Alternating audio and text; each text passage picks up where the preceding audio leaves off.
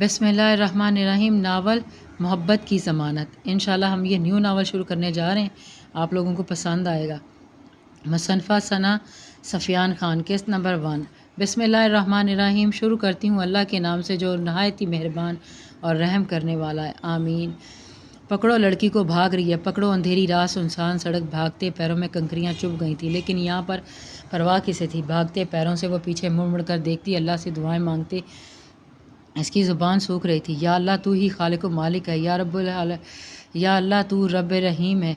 ए अल्लाह तू हाँ चाहे जिसको इज़्ज़त दे, जिसको तू चाहे जिसको ज़िल्लत दे। या अल्लाह तू ही मेरी इज़्ज़त की हिफाजत करने वाला है। वो दरख्तों के पीछे छुपते हुए अपने रब से महवे गुफ्तगू थी। या अल्लाह भेज दे मेरे मुहाफ़िज़ को, लगा दे मुझे, बचा ले बचाने का कोई ज़रिया, क्योंकि तू तो हर चीज़ पर कादिर है। वो बिना आवाज़ पैदा किए सिर्फ लब हिला रही थी। दिल खौफ से लरज़ रहा था। वो बच्चा भी हाथ नहीं आया और अब ये लड़की भी। अगर हम खाली हाथ गए तो हमें इसके हाथ से कौन बचाएगा। ढूंढो लड़की को। इसके कानों तक जैसे ही आवाज़ पहुंची वो अंदर तक कांप गई। अगर वक़्त पर नहीं आए आप तो माफ़ नहीं करूँगी। वो दिल ही दिल में किसी अपने को धमकी दे रही थी।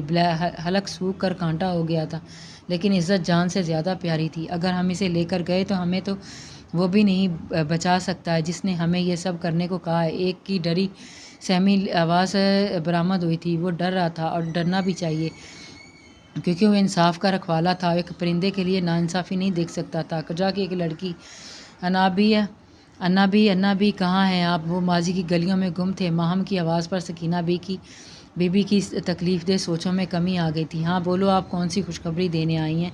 वो अब अपनी लाडली को देख रही थी। अन्ना भी, आपको मालूम है मेरा ट्रांसफ़र हो गया है। मुझे हमेशा से गांव अच्छा लगता है और मेरे गांव में ट्रांसफ़र हुआ है, बड़ा मज़ा आएगा। वो खुश होकर चेहरे पर इश्तियाक लिए इन्हें बता कम धमाका ज़्यादा कर रही थी। इसे अपनी बात के अख्ताम पर अन्ना बी के चेहरे पर बेयकीनी और खौफ सा वाज़े दिखाई दिया। मेरी दी, तू आप गाँव जाएगी, वहाँ नौकरी करेगी। उस्तादों के गाँव की कमी पड़ गई है क्या। कोई ज़रूरत नहीं जाने की, यहीं करो जो करना है, क्योंकि मैं साथ नहीं जा रही हूँ, ना ही तुम्हें जाने दूँगी। वो खफा सी इसे ढपट रही थी। अन्ना भी, हम गांव जा रहे हैं, कोई गिरा के जंगलात में नहीं, जो हम हिंदुस्तान के सबसे आला नस्ल के भागे मिलेंगे, जो हमें देखते ही अपना शिकार बना लेंगे। वो इसके डर पर मुश्तमिल होती इन्हें समझाने की कोशिश कर रही थी। आप इतना क्यों डर रही हैं, आप परेशान क्यों हैं। मैं कौन सा इन लोगों के पास जा रही हूँ। अगर खुदा ना खास्ता इसी गांव में चली भी जाऊंगी तो कौन सा इनको पता लग जाना कि मैं माहम सिकंदर हूँ। और वही माहम सिकंदर, एक नाम तो हज़ारों होते हैं। हम लापरवाही से मुस्कुरा कर कहती। अकीदत और मोहब्बत से उनका हाथ थामते हुए बोली, ठीक है बेटा, कब तक निकलना है। वो अपने दिल पर पत्थर रख कर जाने को तैयारी हो गई। कल तक वहाँ ज्वाइन करना है। वो रूम की तरफ रवाना होते हुए इन्हें बता रही थी। वो दोनों वहाँ से शाम को गांव की तरफ रवाना हो गई थी। 4 घंटे का सफ़र तय करके जब वो गांव की सरहद पर पहुंची तो आंखें कुछ पल के लिए साकित रह गई। इतना खूबसूरत गांव देखकर, हर तरफ हरे भरे खेत बागात, बीच से चौड़ी पक्की सड़क जिसे देखकर शहर की सड़क का गुमान हो रहा था। मेन सड़क से गांव 3 किलोमीटर अंदर था। वो कोई रिक्शा पर बैठकर गांव तक गई थी। अन्ना भी, ये गांव तो काफ़ी खूबसूरत है। लोग जैसा गांव का नक्शा खींचते हैं ना, ये इससे काफ़ी मुख्तलिफ है। यहाँ हर सहूलियत मौजूद है, पक्की सड़क, स्कूल, अस्पताल, और अब स्कूल के सामने गर्ल्स डिग्री कॉलेज बन रहा है। माहम काफ़ी पुरजोशो खरोश के साथ अन्ना बी को बता रही थी। वो कभी गांव नहीं आई थी, इसलिए इसे ये सब नया नया और लग रहा था। इन्हें गांव में एक छोटा सा घर मिला था रहने के लिए। वो फैसिलिटीज़ शहर से आए हर टीचर को मुहैया की जाती थी। अगले दिन वो कॉलेज जाने के लिए तैयार थी। अन्ना भी, मैं जा रही हूँ, 10 मिनट की मुसाफत पर है कॉलेज, मैं पैदल ही जाऊँगी और बस ज्वाइनिंग लेटर दे कर आ जाऊँगी। माहम अपना हिजाब सही करती निकल गई थी। वो चारों तरफ इश्तियाक से देखते हुए इंटर कॉलेज तक पहुँच गई थी। कॉलेज की प्रिंसिपल को ज्वाइनिंग लेटर देने के बाद वहाँ के फ़ीमेल स्टाफ टीचर स्टाफ से मिलने के बाद वो बाहर निकल रही थी। साथ वहाँ स्टाफ की मकामी टीचर हिना भी थी, जिनसे इनके हेलो हाय अच्छी खासी हो गई थी। आपका गांव काफ़ी खूबसूरत है, माहम ने हिना से इसके गांव की तारीफ़ की थी। इसकी बात पर हिना मुस्कुरा कर साबत में सर हिलाते इसे आगे बढ़ने लगी। वो दोनों जैसे ही आगे बढ़ी वैसे ही सड़क से 8 ब्लैक कलर की BMW आई की लाइन में गुजरते हुए इनके इर्द गिर्द मट्टी का तूफ़ान बर्पा कर गई। ये कौन पागल इंसान है जिसे जीते जागते इंसान दिखाई नहीं दे रहे। माहम अपने हिजाब से मट्टी का गर्द झाड़ती चीखी थी। चेहरे गुस्से से लाल सुर्ख हुआ था। सरदार ऊन सर अब्बासी जाफरी, ये सारा इलाका इनका है। ہمارا گاؤں ہی نہیں بلکہ 25 گاؤں کی آن بان اور شان ہے ہمارے سردار سائیں۔ ہنا عقیدت سے ان گاڑیوں کو دیکھتے ہوئے ماہم کو بتا رہی تھی۔ اس نام پر ایک پل کے لیے ماہم کے قدم تھمے، پھر چلنے لگے۔ دھڑکن چند پل شور مچا کر معمول پر آ گئی تھی۔ ضروری تو نہیں جیسا میں سوچ رہی ہوں وہی ہو، وہ خود کو ڈپٹ کر لاپرواہ بنی تھی۔ دشمنوں کے لیے دشمن اور دوستوں کے لیے دوست ہیں ہمارے سردار سائیں۔ گاؤں کے بچے بچے کی زبان پر ان کا نام رہتا ہے۔ ہمارے گاؤں کو ہر سہولت مہیا کرانا، ہر گھر کو دیکھنا وہ اپنا اولین فرض سمجھتے ہیں۔ ہنا اپنے سردار سائیں کے خلاف پاگل لفظ سن کر صفائی پیش کرنے کے ساتھ ساتھ تعریفوں کے پل بھی باندھ رہی تھی، کیونکہ اسے یہ لفظ اپنے سردار سائیں کے لیے بالکل پسند نہیں آیا تھا۔ کیا کسی نے دیکھا ہے ایسے سردار سائیں جو اپنے گاؤں کے ہر فرد کے لیے محبت سموئے؟ ہنا کے لہجے میں عقیدت اور محبت تھی۔ ماہم سارے الفاظ پر منہ بگاڑ کر سنتی اپنے گھر کی طرف مڑ گئی تھی۔ اماں، اگر میرے حق میں یہ فیصلہ نہیں آیا تو میں خود سردار سائیں سے بات کروں گی، لیکن وہ خود پر ظلم نہیں ہونے دوں گی۔ وہ روندی ہوئی آواز میں اپنی اماں کو اپنے فیصلے سے آگاہ کر رہی تھی۔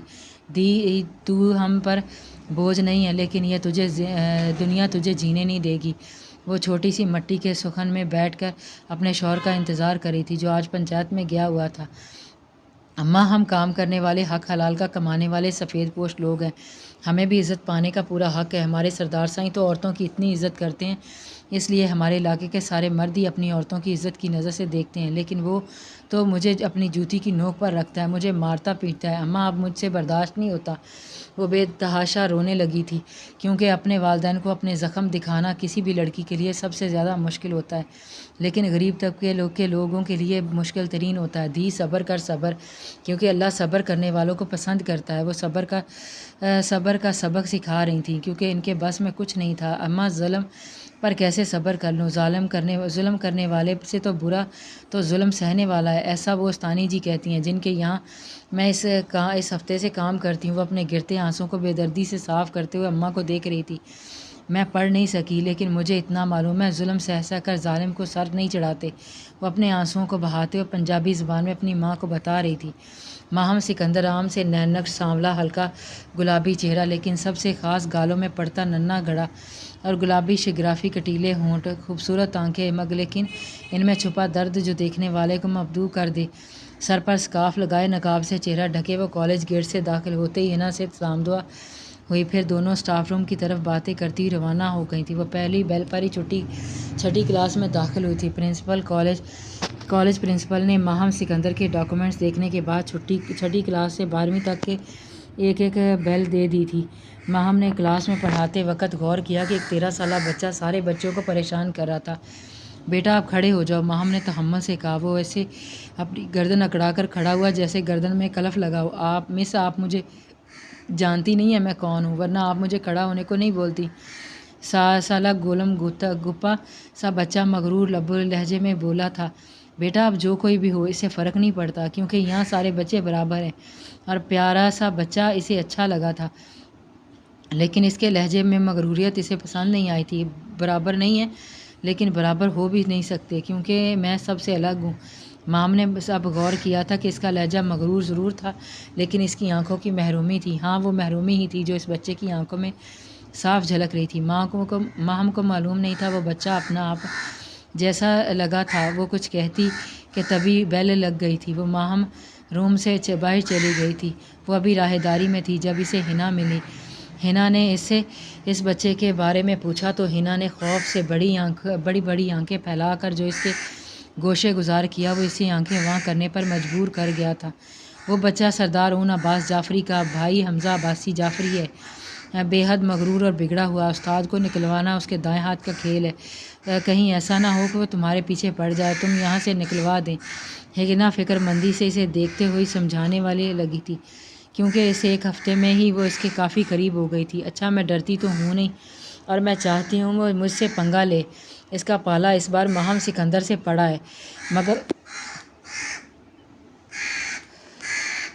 مگر بگڑنے کو سدھارنا اچھے سے